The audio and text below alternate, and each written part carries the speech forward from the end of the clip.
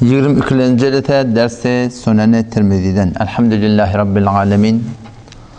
Ve salatu ve selamu ala seyyidina seyyidil enbiya'i vel mursalin ve ala alihi ve sahbihi ecma'in. Kâle Resulullah sallallahu aleyhi ve sellem. Sahaba Kâb bin Malik el-Ensari öddiyadetinden rivayet etiye ki Peygamber Huda Aleyhisselam şey deyip aytti: "Mâ ben cay'an ursila fi ghanemin بأفسد لها من حرص المرء على المال والشرف لدينه." Ben cay'an iki tane ağaç möcük göberilse bir sürü koyunu deyiptir. Peygamber Huda Aleyhisselam ştada dine bir derer beriyen dağıtlama diye. Dine bir derer beriyen dağıtlama, şol dereri iki tane ağaç möcüğü bir sürü koyunun içine göbersen, insanın dinine şu ikidat şondan beterrek, harap kılındarak deyip. Bilmeyesin möcüğün koyunu vuruşunu görenirsin ya gören ne dersiniz? Möcük koyunu vuranına şagal bol ya, tilki bol ya, ve şoňa medeş başça burada bolsa gelip birini tutup al kitiyeli. Bir koyun al kitiyada. Şagal bir koyun al kitiyada diyen. O koyun tilki de şeydi. Al-Kidata bir tane koyun al-Kitiya, bir tane toklar al-Kitiya, al-Kidip başarsa. Köplenç ola laşkor. Yönü möcük diyen da doğuşu tür koyuna vuruya, ime bilen işi yok hani. Dişlerinin göğüt peyaki hali, fakat ağdını asık geriye ağırdan neyme getir şu jontur hep verir.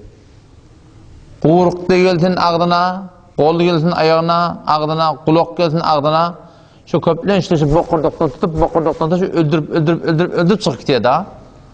O taraf haram elinden torsan ne emetse onu hotpot ekbeleyen de taşıyacak yine şu an kuşu. Yani eğer bir sürü koyuna bir möcek vursa, dana çeliyim şunu hissettiğimde şu bir sürü koyunu, bir koyunu bilecek öldürür. Şu duruşuna nabud etti ya şu. Şu kadar bir hatarnak bir hayvan şu. Odan Peygamber Huda Aleyhisselam sağda deyiptir, ikidat ba, şu ikidat insanın dinini bir iki tane ağaç möcüğü bir sürü koyuna iyi verirse şundan ne beterrek insanın dinini haraplaya deyiptir. Ne modat? Min hirsil mer'i alel mal ve şeref. Adam dadın malı herisi olmaklığı dini haraplayan dat ve şeref. Adam dadın at, avrayı kadancak bolup da öd muğetini takkacak olmaklığı şu da insanın dinini haraplayan dat. Mükahzatla ve adam çünkü Huday Teala şunu bizim vücudumuzdan ihsan ediptir, ayırıptır. Ayırmasa da o hatta der ki bir dinimde ağıran versen onu adam kendi derk edip bilmeyen şunu. Yani şu adavraydan çüreyim dinin eşek mi diyen da sen? Evet muğiyetini takkacak olup dinin eşek mi diyen? Bizim kellemede gelmeyen da inşallah ta ölün çekte gelmeye olsun şu zatla. Dünya malın kazanacak bulup dinin el çekermeyi, dini zir sararmeyi, dinin tertine ant içermeyi, dinin tertine varakın şopalım şehadet verermeyi, bizim kellemde gelenek, yüreğimizde gelenek, belki Allah ta ölün çekte gelmesin. Yöne şu zatlara bir adam mubtela olsa, şonuna bileyen kişi vakın hatarnakta. İnelekem şu atamanı öd avrayın takkacak oluyordu. Ben cay'an ursila fi ghanemin bi'afsede leha min hirsil mer'i alel mal. Mal ele getirecek bolup dini zir salsa diye. Ve şeref adavraydan, makamdan, mezhepten düşmeyecek bolup ne emet diye? Dinin zir salsa diye. O vakayı Necran, sizin yadınızda var Necran'ın taifası. Necran'ın ulamaları gayet diye ben avulgurun verdim. Yine vereyim ya şöyle. Necran'dan bir 60 atlı at ulaq olup gayet yalda. Necran ne yani? Şu zamanın Etiyopiyeti, Keşeray Afrikaylardan. Bir 60 atlı Mesih'i Peygamber Huda Aleyhisselam'ın mülaqatına gayet yalda gelecekler, görecekler, bahsedecekler. Ol 60 atlıla yönü bir sağda adamda tamam uskofları, keşişleri, papları, kısisleri, rahipleri tamam şu din orada belet adamlar bir nasa adam kaptalında ba hıtmatçı burada 60 at uloglu bolup qaytýarlar. Mesihin alimleri gelýärler. Gelýärkä Yanqi Haris bin Alqama diýen şolaň alimlarynyň biri. Kerz ibn Alqama diýen şoň dogany. Haris bin Alqama gelýärkä gatyr taýdy diýen. Yaman taýypdyr. O men alim dogan üstüne yıkılan kırladı diye. Otam yanındaki inisi bolsun Türkmen dille Kerz ibn Alqama Peygamberimiz sevdi diye. Ta'sal adaat etti. Allah'ın rahmetinden daş bolsun. Şol doganın gatyrın taýmaklığını faalibet aldı diye. Teleke yorupdur da. O alim dogany yıkılmaptır ki. Atılı ganimet doğrulanışıp koyan kalanına doğanın sevabını eşitip ta'sa ummuk dedi. Enen helak bolsun. Enen Allah'ın rahmetinden daş olsun deyiptir. Ama gen Allah diye men ona sevayan etti. De neme sevayan deyiptir. Men ona sevayan etti ki yalanla men peygamber deyiptir peygamberimize. Ama deyipti hak şo deyipti. Şu çından peygamber şo deyiptir. Onu ne kabul etmeyen deyipti yani. Onda inne haula'l muluk A'tuna amwalan kathiratan padşahlar, Rumun padşahları, Mesih padşahları ne kadar mal, mensep berigli, maqam berigli, muğiyet berigli, medreselerin bu medası dininin başlıkları bolugly. Eger biz bunu kabul etsek, bulan hemmeti gitjek dedi.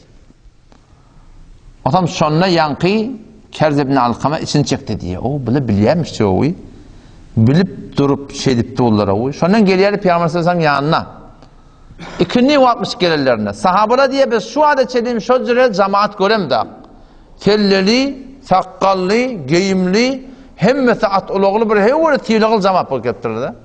Şondan gel akının mescide Beytül Maqaddes'e karşıyım bakıp namaz okuyman durdular diye. Sahabalar öne geçe kopturlar, Peygamber sallallahu aleyhi ve sellem dedi. Namazını okuyup tekmil hem oturuşyarlar münazara oluyor şeyde. Peygamber Huda aleyhisselam'ın yani Mesih ile münazara ettilerdi. O Peygamber onları yendi diye. Onlar yendi diye erti onlar gelip mübahale etme oldu diye. Mübahale. Mübahale ne şey bedduayı. Bedduayı etme oldu diye. O ham onlar erti gelebilmedi diye. Ondan sonra koyup bu çık gittirdi yankıla. Peygamber sallallahu aleyhi ve sellem eğer gelelle olsa mübahalede bulunmasa şey yaylak diye de şey derreşi duruşunu o odalarda da diye Peygamberimiz. Adam her ki Kerz ibn Alqama Sonram evlilik gelip musulman oldu diye. Şimdi o da şey bilip durdu da işte biliyor musun? La bilip durdu ha. Bilip durdu. Peygamber diye men cayan iki tane aç möcegi bir tür koyunu iyi verden şu beter harap etmeyen insanın dinini meğer nem hirs alel mal. Dünyanın malına haris olmaklık ve nem ve şeref cah-ı maqam mensep muğyen saklamaklıktan çüreyim insanın dinini haraplayan da açı diye. Adam Allah Teala saklasın yani derk edebilmeýär. Näçe bolak? Hiç boljaklar bir şey. Bilip tu peygamberler yani kabul edenek, bilip tu hayal kabul edenek. Şu boljaklarmış. Bizim kelamda gelmeýärsen yani. O şada bir nokta anlaýdyň, on kelala aşyny gidemdi. Biri irad aldy men öldümden. Men kan iratma hop irad almaly bolar ýöne. Şaýat alýan oňalýan irad dogry bolmasyn. Şaýat da bagan men ýalňyşýan bolayyn. Ama şoň uğratda şoň alýan irad ýalňyş ýöne. O men ona cevap verdim. Sen neydi? Mübahale ettiyen dedi. Neydi? Beddua et ya mübahale dedi. O hayır dua et dedi. Sen hayır dua et de mübahale dedi. Ben kurbanım olayım. Mübahale diyenine beddua dedim. Sen niye şun hidayet etip dua et diye. Men dedim men muradım men hidayet etip dua et diyen. Allah men duam kabul edenek. Şun men duam on hakkında dedim. Emma bu taada mübahale oldu. Hak bilen batılın hakkında. Zalike bi ennallahu vel hak. Hak Allah Teala dedim. O vakti men Allah hakkı piruz etip tun, bu da sen dininden çüreyim, hetmin zarur Allah Teala tutuyasını. Çünkü ben çok tane mübahale olup tu, şu hakkı milletmeden çüreyim da, men Allah seni hidayet etti, men doğan kavulunmasa, hak kayıtı. Na hak kayıtı belli olacak ya da şeyden. O sen oturup da mübahalede hayır dua ettiğime ne mi dedim. Mübahale diyenin öyle bedduayı, ne mi hayır dua edilmeyen istadı. Çünkü Tenştada kadar hakkı belli etmeli. Ben ona hayır dua ettim, o da bana hayır dua ettin. Onun dua kabul olmadı şu an. Mümkün adam hakkında bir hayır dua ettiği kabul olmuyor. Çünkü onun ödünde islev yok. Ama bu taada onun ödünde islev bolsun, ya bolmasın. Sen Hudaya çatıyorsun ya Allah, hayti cemaat hak bolsa, şunu ya Allah piruz et. Haydan nahak qot falan et. O butadan zarur şu dua yerde kalmıyor evvel ahir Allah Teala. Şu dua yerde kalmıyor inşallah. Men dedim sen onda da maksadi keştada mübahale bolupdu, atlan, avraydan, canından, malından hem adından geçpil mübahale etdi. Tem maksadın butada hakkı milletmeni. O da o şol adam helak bolsa näme? Hop bir adam helak bolar. Men helak bolayın, elimdeki yalnız gelip bererler nezat taptında. Men ýok helak bolamam gawrak ki bir tür cemaat helak bolanın elini. Men bir adam helak bolsun goý dedim. Elin näkile nezat taptında. Söyledem şu. Bir adam ýanda gawmy, bir cemaat ýanda gawmy. O da şu taydan şiyani Hudaý taklydyn şu bir teleki bir sıfat insanyň maly helis bolmaklygy oşa at awren taklamaklyk şoňa helis bolmaklyk adam diýin helak etdi. O da şu taydan bana şu atdan oglanjyklamyda öwretmeli. Oglan ýalňyşya. Oglan birini göwne degipdir. Birini nahak edip beripdir. Şoňa şu atdan öwretmeli bar mazeret gahiyet bagşa diýip şoňa. Şöýet awryn takajak bolup haka başeňmetildi öwrenmesin. Ýa döwültin hakdan çüreyim. Ýa kiçeltin hakdan çüreyim. Şu atdan şon öwrenmeli. Oglanlar bar beter bir öwretmeli adam bolsa urşup gelipdir. Hak kim bilen? Awala takdir ikisine de bar yaraşdyrmaly. Bar bagşa diýip aýt. Ha, öňküňe diýalak bolan. Ýok görýän ki bagan takdirden oglanyňda. Şoňa şon zarur gerek şu atdan ki bar mazeret gayet bagışta diýip aýt. Öňçäsini evet balyjyklaryň hakynda. Aýalyň hakynda, doganyň hakynda şunu oglanyşa öwretmek gerek. Ýoksa ol toram nefsemli bara. Toram onu ýeňmeklik köwre gym bolýan bunu Hudaý hakykatyn. An Abdullah radiyallahu anhu qal: "Nama Rasulullah sallallahu aleyhi ve sellem ala hasirin faqama ve kad attara fi janbihi." Peygamber Hudaý sallam yatdy diye. Yatanna kulşun üstüne yatıptır. Ve kad attara fi janbihi Peygamber Hudaý sallamyň kulşun eserleri hop şöyle bir çöke var ya, tapdalyny eserge alypdyr. Fakulna ya Resulallah, law ittakhadna lak ya Resul Hudaý, eger bir ýumşarak düşök, ýumşarak bir zat sen aşaňa düş, ejazet bersen ýazmaklyga diýipdir. Peygamber aýtdy, faqala mali we lid-dunya diýdi. Men dünýä bilen nämişim aýdypdyr. Dünýäň rahaty bilen nämişim ma. Ma ana fid-dunya illa kirakibin istadalla tahta şejara. Men dünýede eýne bir at ulugly barýan adamy ki bir bagyň aşagynda kelewlenip saýlanýar. Hasan selim ýa-da uçuk ýança. Summa raha we taraka. Ondan sonra şon goýup da giden adam men dünýä bilen şagat taallukym bar diýdi Peygamber Hudaý sallam. Eýne bir adam musafir at ulugy bilen barýar, türgürtan ýa-da aptyr bagyň aşagynda, şu bagyň aşagynda kelewip ne kadar hewatymyz, ýa-da hewatymyz diýär, ýa-da uçukda bolýar.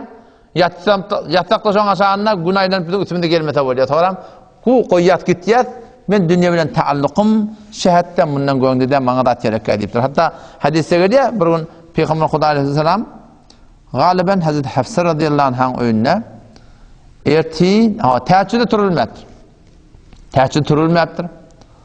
Ondan sonra Peygamber aleyhisselam aýtdy diye aşağı näme ýazyň diýipdir. Aşağı ýumşak bolanda okuýun agyr bolýar. Aşağı näme ýazyň? Onu ýa sonra ýazan adam ýok, şu öňki ýazan adam şonu 4 kat etdim diýipdir da. 2 kat meşlek. Şonu 4 kat bilen açyp 2 katda ýatyp 2 kat üstüne diýermiş da. Şonu 4 kat etdim ýa Rasulullah. Onu şu öňki ýalaga açsyn diýipdir diýer. Ki şol gatyrdy ýatanda eger şonu öwrendiň ma, jan taglygyňa da beter gawy we okuýun da beter rahatlyk bilen ýani barahym gaýanmaklyga sebäp bolýar. Peygamberimiň dünýä bilen şu kadar taalluky bar. Haýgatda da şeýle bolmaly. Arada bir Zahidany demide, ýa-ni Nowruzda şonu hop Zahidanyň Mescid-i Mekke'nin kaptanı ulukon setebaga, çartabaga, pençtebaga talygly. Taş ustaatlan qıdatlanqy. Ustaatlan birinin oğlan soğuy, mantagaga edipdir, hafiz sen bolacak bolsan boluver. Bir tabağan, bir servisin bizim ixtiyarımızda koydular. Onun şu tadı hem bidat mucehez şu. Hem bidat mucehez. Ama sen kalben sen inanıgını sen ştada 3 gün bolacak zaten. Ne şoň hiç sadına hevası yok şeyde. Ne şoň hammamına, ne şoň bir külörüne, ne şoň bir sen fersine, hiç sadına. Hevasın yok sen ödünkü de yalak qotdu da. Kaç kişi külli umurat zindagide dünya bilen bizim taallukymyz şeýle bir bir ehmiyeti bolsa da, şu ödünkü de Hasan hep bir kiten gidamalı. O taada yine bir gün belledik ona, yani üstünden gidecek dedik. Bu taada gün belledik, sayısı gidecekti ki, hiç şuna var anlamı yok yani. O bir gece ki, dertimizin yeni bir hadisi, Peygamber Huda Aleyhisselam aydıptır ki, "Er-reculu ala dini halilihi felyandur ahadukum men yukhalilu" diptir. Adamlar ö dininin dosunun dinine ola ola diptir. Dosun ne form olsa, sen de şu form deyip ayttılar. "Er-reculu ala dini halilihi" Adamlar ö dosunun dinine ola diptir. Dosun dindar, sen dindar olayan. Dosun ağzı payış olsa, sen de ağzın payış olayan. Dosun ağzı hafif olsa, sen de şuna karşı gitmekten sebep oluyor. O zaman şu taydan felyandur ahadukum men yukhalilu. Gözdesin sizi deyiptir. Siz gözden kim bilen dostluk etýärsiň, kim bilen gatnaşýarsyň, kim bilen oturýarsyň, şoňa habardar bolun deyipdir. Bu bir geceki ahirki hadis Peygamber Huda Aleyhisselam aytdyr ki yetba'ul meyyite telathun. Adamlar ölünne şu ölüğünü 3 saat irinden gitýärsiň deyipdir. Feyerji'u ithnan ve yebqa wahidun. İkrat irini olup qaytya, bir şu bilen galiya. Yetba'uhu ehluhu ve maluhu ve ameluhu. Adamlar ölüp de kabristana karşı yüklep ekiblerlerine, oğlun uşağı bayanına, doğunur, oğullur, ve maluhu malıva. Ondan sonra ve ameluhu amalıva. Feyerci'u ehluhu ve maluhu mali evulacak idina ve oğlun uşağı da idina evulacak ve yebqa ameluhu neme kalacak fakat amalı kalacak deyip. O zaman şu taydan şol kalacağı evden köp neme etmek gerek? İyi vermek gerek ki Peygamber Huda Aleyhisselam men üstada qasam içýänipdir. O bir gurunda aýtýan şu bir üstady iken birda şoň qasam içýäpdir. Mal bermeklik bilen adalmaýar diýär. Şu dünýäň maly hattal imkan ne kadar tawanaýyň bolsa, şuny öz elin aşandaky adamlar öňçek ene taň mutat ene ataň. Garibrak oğlanyň bolsa, garibrak oğlanyň, gyýdyň bolsa, körekeniň bolsa, doğanyň bolsa, ya bular ganimet ba, başky hayri işlere goşuşmaklyk malyň bilen Peygamber qasam içipdir ki mal bermeklik bilen hiç wata alacak ayıp. Allah Teala tawfik bersin. Ertiki dersimiz Peygamber munna edipdir ki fi kirayeti kettetul akl. Köp yemeklik, kani yemeklik doğurda atlarının hakkında Peygamber Huda Aleyhisselam öz yararlarına tavsiripdir. İnşallah ertaki akşam dersimiz şu hakkında var. Vesselamu aleyküm ve